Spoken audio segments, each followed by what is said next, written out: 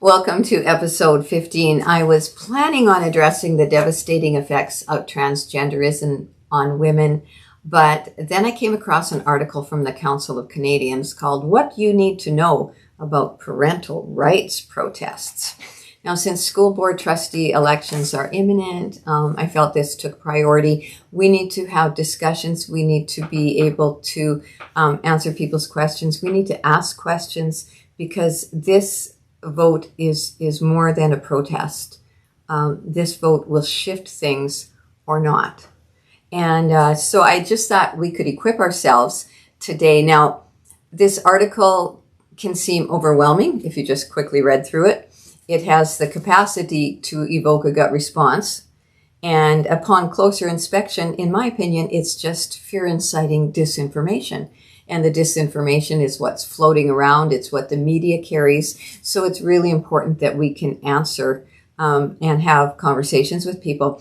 Now, they preface their question and answer format with a number of statements. Now, the questions were leading questions. They're questions so that they can say what they want by pretending that this is what the person's asking, and they appear concerned, but really it's all set up for them to get the information out that they really want out.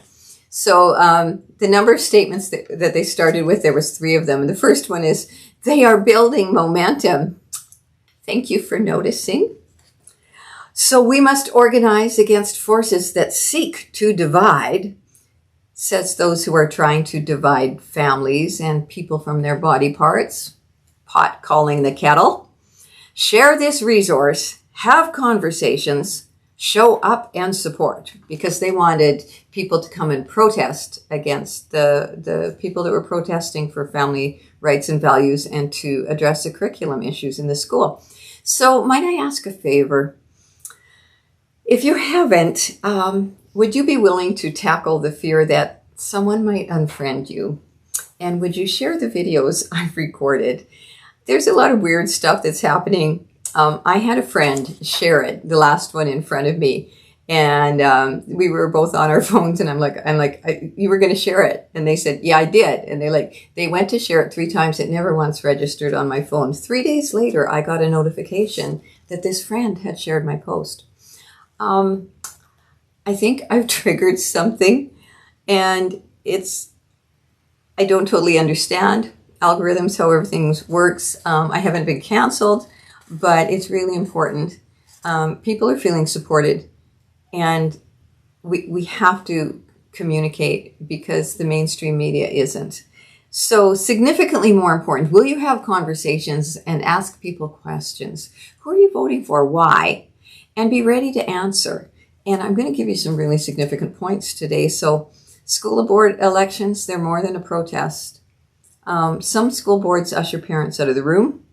Some are militant about the agenda. Some appear neutral, but are secretly pushing the ideology in schools. So we need to shift some things at that level. Now, here's the article. Are you ready? So I'm going to read what they wrote, and then I stopped and went, wow, this is overwhelming. And then I started to analyze it.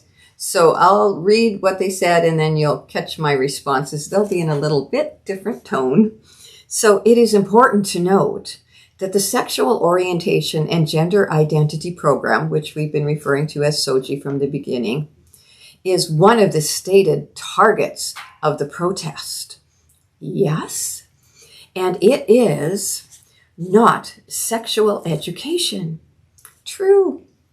It is sexuality education. Sex education can be covered in 1 class, 2 at the most. It is not a mandatory educational program or curriculum in any Canadian province or territory. And yet, whenever schools respond to reporters, because things have been massively hitting the media, it's not been hitting mainstream, but stories have been coming out every day. So when they go to ask, because they need to get both sides, good reporters report fully. So they go and they ask, what's going on? For example, boys changing in girls' locker rooms. And they state, this is our policy. So when people say, oh, this isn't our curriculum, it's no. But there are policies and procedures. and they come from SOGI. Now, they go on. Rather, SOGI is a resource for schools, districts, and educators that provides policies and procedures. Ta-da! And teaching materials. Oh, would that be curriculum that can be integrated by schools and districts to ensure that students of all genders and sexual orientations have a safe learning environment in which to succeed? Oh, they're just a resource. Like Planned Parenthood sexual alphabet cards. They're just a resource. Yeah, you got to go back and find that episode if you haven't seen it yet. That's so comforting. It's just a resource. And this resource provides age-appropriate ways. Who determines age-appropriate again? That question's never answered, but let's just give it a little bit of context. Because Benjamin Levine, who is he? Well, he's the guy that wrote Ontario's curriculum. And like seriously, in a court of law from BC to New Brunswick, Nova Scotia, Ontario, Saskatchewan, all across Canada, it is the same curriculum. They call it different things in different provinces. They hide it in different ways. They use different books and resources, but it's the same. So, Benjamin Levine was Deputy Education Minister under Kathleen Wynne, and he was charged by police with 7 pornography-related charges. He confessed to 3 of them. Transcripts from his trial revealed how grotesque his perverted attraction to children was. Texting on a chat site with an undercover officer pretending to be a mother interested in molesting her own daughter, Levine gave instructions on how to groom the child for sex, including specific techniques she could use to lower the child's natural inhibitions. These are parents' concerns, that healthy boundaries are being erased and natural inhibitions are being eroded. This is who decided what's age appropriate. He told the undercover officers he had sexually assaulted his own daughters, and now that they are grown, he hopes they will one day share their kids with him. Now, educators' responses to parents regarding curriculum are varied, because people talk to me. Some outright say, you know nothing, and we have the right to indoctrinate your children. It's like, I actually have a university degree that outranks yours. Yeah, well, no. Like, we're the authority. You're not. Some say, we aren't teaching that because they themselves are not, or because they're lying. Some say it doesn't exist in the schools. That's an outright lie. Teachers who, because they go to development days, teacher development days, and teachers contact us, and it's like, this is what they're forcing us to do. And it's the SOGI resource. So this is no longer a hiccup. This is no longer a burp. We are now having a projectile vomit spewing of situations and circumstances and experiences from kids in schools all across the nation. So it has ceased to be it's just happening there, or an isolated incident. So if our curriculum, this age-appropriate curriculum, still on that one line, is a reflection of Ontario's, and we are using the same resources, and the root of it goes back to a convicted pedophile. Educators, how do you resolve the dissonance in your mind? If it looks like a duck and it quacks like a duck, it's a duck. I might be old. That might be an old analogy, but now you know it. So this is a curriculum that gets 6-year-olds talking about the genitals, encourages kids to masturbate, and wants 13-year-olds thinking about oral and anal sex. Well, he's in jail. Well, Kathleen Wynne is now premier, and she and her education minister promised that, I quote, teaching of enthusiastic sexual consent. I told you, minor attracted persons, pedophiles, want this in the school so that they no longer have to go to jail, because it's no longer a societal norm. It's no longer criminal. They want it weaved throughout the sex ed curriculum beginning in grade 1, end quote. So back to dissecting. So these resources provide age-appropriate, not, ways to answer questions that children might have about gender expression. Yeah, no, it's not that children they're only going to have questions because there's an entire page devoted to massively different possible genders that you could be. So if you leave them alone, they're not going to ask the questions. And sexual orientation, not, and especially if not introduced, particularly in elementary school, it also provides opportunities to change vocabulary to be inclusive and respectful. Opportunities to override reality and personal freedom. Kids aren't stupid. They know a he is a she and a she is a... They know a he is a he and a she is a she. They know. Also provides lessons, here we are again in curriculum, around gender stereotypes, bullying, and the harm that people can face when they challenge gender expectations. Harm, bullying. With the number of bullying videos increasing, the latest resulting in the death of a young woman by a trans woman. How's that for harm? The one I saw previous to that was a video of a student getting off a bus. And I'll just set it up for you if I can visually. The bus pulled up to the curb. A bunch of kids got off and somebody was taping this. The principal and the guidance counselor were there, standing there for when the kids got off the bus. And this young lady got off, took a few steps. And the guy behind her had attacked her the day before, which is why I suspect the principal and the guidance counselor were there waiting. But he just went ahead and he leapt on her. She fell to the ground. He pounced on top of her. He began to pummel her. They showed a picture. This entire half of her face was purple and swollen. The last thing she remembers thinking is, "I'll never see my mom again." He continued to hit her while these two, I'm sorry, this might be my opinion, but effeminate men stood there. It's on the video. Stop that. There's one on either side. Neither of them moved to help for like 15 seconds. I mean, go punch something. See how many punches you can get into a pillow in 15 seconds. Vicious.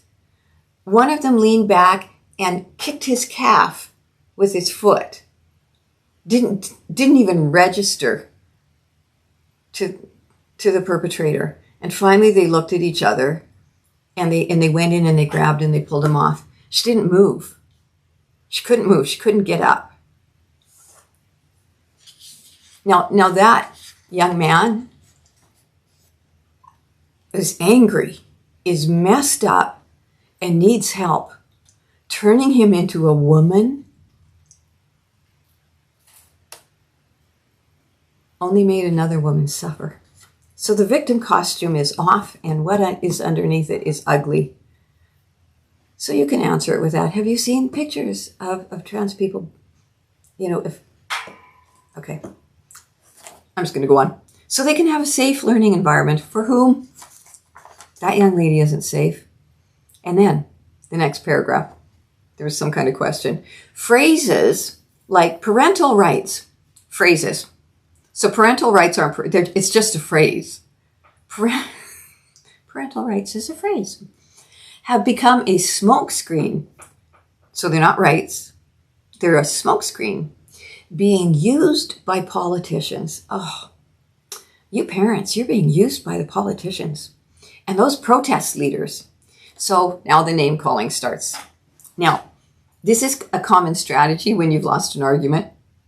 And this is where they go, the anti-alphabet activists, 2S, whatever. You're labeled anti because you disagree. The far-right extremists, say the far-left extremists. So if someone says that to you, oh, they're just far-right extremists. Just here's a good reply. You think they're extreme? I think carving up bodies seems pretty extreme to me. What do you think? Religious conservatives. I have some beautiful friends They're incredibly irreverent. And I'm like, it's okay. They're like, oh, and I'm, they throw in the odd bomb here and there. They're definitely not religious, and I don't know how conservative they are. But their parents who have rights. And then there's conspiracy theorists. You get called a conspiracy theorist. So predators are writing curriculum and they've gone to jail. So is it a theory if it's true? Ask the question when someone says, how can just like, well, did you know that someone who went to jail for, and like they're grooming, and he was trying to find people online and train them how to groom children, wrote this curriculum in Ontario. Did you know that? Are you okay with that? Are you okay with that? Just kind of do a little head tilt and ask the question. Somebody unfriends you because you shared a video, just go like, why? And if they it's like, are you okay with predators writing curriculum? Maybe I should unfriend you. Continuing. They're being used. Parents, you're being used. They want it to seem as though they are providing a solution. Like counseling for victims of trauma and delaying life-altering decisions till they are through puberty. Oh, wait, those are good solutions. So see, this entire thing's fallen apart. They're providing a solution to the fear that a lot of people are experiencing. Yes, we're not seeming to provide a solution. We actually have a good solution, and we are trying to address the fear because those kids are afraid, but we're also trying to address the fear of the rest of the population who are going, what is going on in my nation? Now, then they continue, while scapegoating the very children they say they want to protect. You know what? We're not blaming, never will blame the children. This is adults. An 18-year-old California woman is suing doctors for removing her breasts when she was just 13 because she thought she was trans after seeing influencers online. Who protected her? According to this activist letter that we're dissecting, Canadian Council, she's now irrelevant because she doesn't further their cause. She's with all those other protest people that they called names.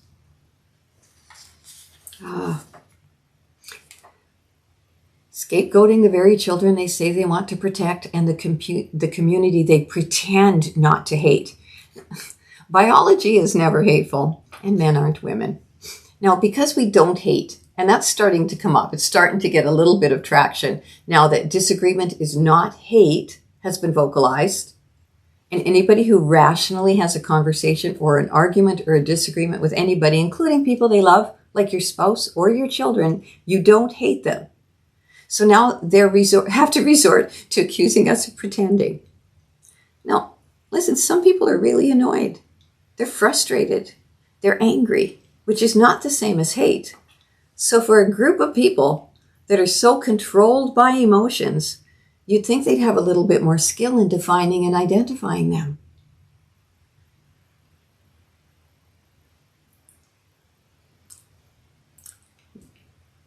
Continuing on.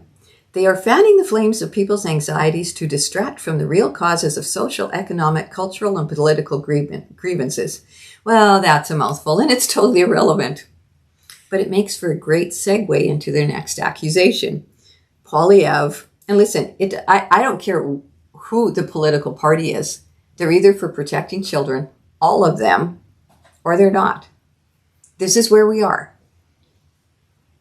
Polyev and others would have us believe that we must choose between. And if you've hung in there with me this far, this is where the rubber really hits the road, because everything hinges on this.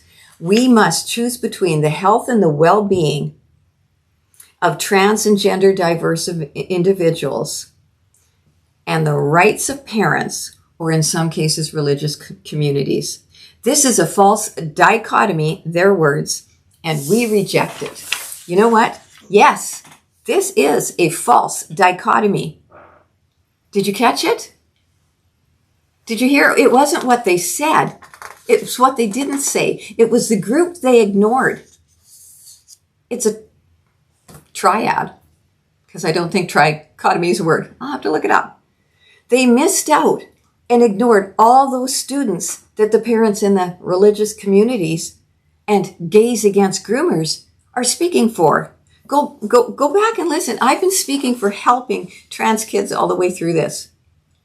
The rest of the school population, they don't exist to these people. They don't exist. They're the ones that aren't yet indoctrinated and groomed, and they're the ones that they want indoctrinated and groomed. So here's a quote from Gays Against Groomers. In England, the number of girls identifying as trans skyrocketed by 4,000% in a 10-year period. And those stats are similar, not all that high, but across the board in other nations. So anyone telling you, I'm still quoting Gays Against Groomers, anyone telling you this is an organic phenomena is lying, and they know it. It is meticulously crafted social engineering, and we're going to stop it. So part of the anti-protester 2S LGBTQ plus group, the lesbian gays, are protesting against this very thing. Back to the quote. Across the globe, the rise in anti-trans and anti-2SL plus movements goes hand in hand with a rise in authoritarianism. This is a classic. We have to learn to argue and fight. We have to learn to be able to hear and understand what people are doing. This is classic. Accuse those who oppose you with the very thing that you yourself are doing. The authoritarianism is coming from the pro-trans and sexual identity groups. So ask the question, how are we being authoritative? Ask if somebody accuses you, how? Ask them how. You're free to do what you want, but no one has the freedom to force others to agree or to speak in a certain way. And you're trying to force people to agree with you and to speak in a certain way. Isn't that authoritarianism? Forcing people to comply with someone's illusion and punishing and name-calling if they don't?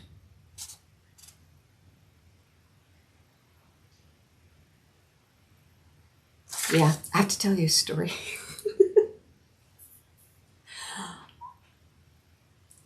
I was walking down the street about 10 years ago with a friend of mine. She came from Ukraine. And we were talking about what's going on. I don't know, it was some political thing. And all of a sudden she grabs my arm. We're in Main Street. And she goes like this. And she's like, shh. And I'm like, what? And she goes, someone might hear you. You can't talk like that. And I'm like, oh, girl, yeah, you come from the Soviet Union. We can say whatever we want in Canada. We can disagree. It's okay. Well, it used to be. This is a few more little points. In Canada, they are sacrificing the rights won by and for all of these little groups. Sacrificing the rights won by and for us would mean weakening human rights protections for the whole nations. This is the answer to that. It's like, whoa, they need their rights. We all already had the same rights. You need to go back and show me where they all have the same rights as we do. But they don't, and if they want to, we have created a place where it's like, okay, if you want to go to a gender neutral bathroom, you can, but you can't go in the men's and you can't go in the women's because that goes against their rights and safety. So they continue on. We must see the current movement for what it is: unacceptable and dangerous attacks on beloved family, unless it's a heterosexual family. Support counter protests. Well, that might be what they see, but what we see is that when they say all genders and all sexual orientations, they are lying. If they weren't, then the heteronormative, I didn't even know that word existed till a year and a half ago. The heteronormative wouldn't be labeled, along with racism, as something that needs to be purged out of society. Yeah, that's a direct quote from "This Isn't in Our Curriculum, Although we all abide by it" resource. It's just a resource. So I hope this has been helpful. I can't believe I'm saying this. Please like and share. I used to get so annoyed when people would say that. But if it means that somebody votes, you have to understand that they are out in massive force, pushing to not have a parental, pro-parents and pro-family members or trustees on the school board. So we have to do everything we can. And there are actually, unless they're deceived and they believe all this and they haven't actually had conversations, there are actually far more of us, massively far more of us than there is of them that really want to protect all children. So above all, besides liking and sharing, have some conversations, and could you please go vote?